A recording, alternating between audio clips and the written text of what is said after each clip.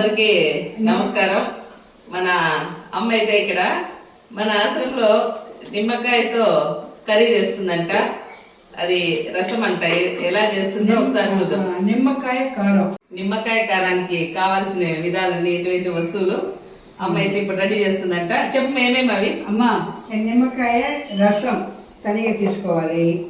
దానికి ఉప్పు, మిరప్పొడి మెయిన్ ఇవి, నూనె 10 కాయలకి ఒక చిన్న గిన్నె నూనె, తర్వాత తాళింపు గింజలు, 4 మిరపకాయలు, ఇంగువ, అంతే వేసి ఇప్పుడు మేము పొయ్యి దగ్గర పోయి చేస్తాం. నూనె వేసి ఆ నూనెని బాగా కాగనియాలి. తిరగమాత పప్పులు, ఆవాలు, జీలకర్ర, తినేవాళ్ళు ఉంటే పప్పులు వేసుకోవచ్చు, లేకపోతే లేదు. తర్వాత ఈ జ్యూస్ ఇందులో పోసేయాలి, అంతే. 3 స్టవ్ తర్వాత ఈ వేడి దీనికే నిమ్మకాయ రసం కొంచెం వేడి అవుతుంది. ఇది బాగా కలయబెట్టేసి ఉడుకుతూ ఉంటుంది.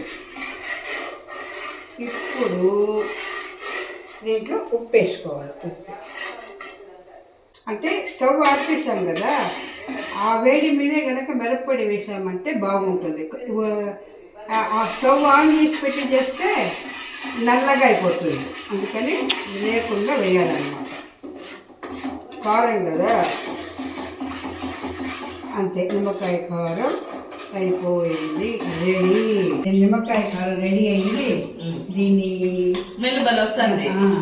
దీన్ని రుచికి ఇక్కడ వేస్తున్నాను. నీకు కొంచెం రుచి చూసి చెప్పు. చెప్తా. చూడు, చాలా బాగుంది.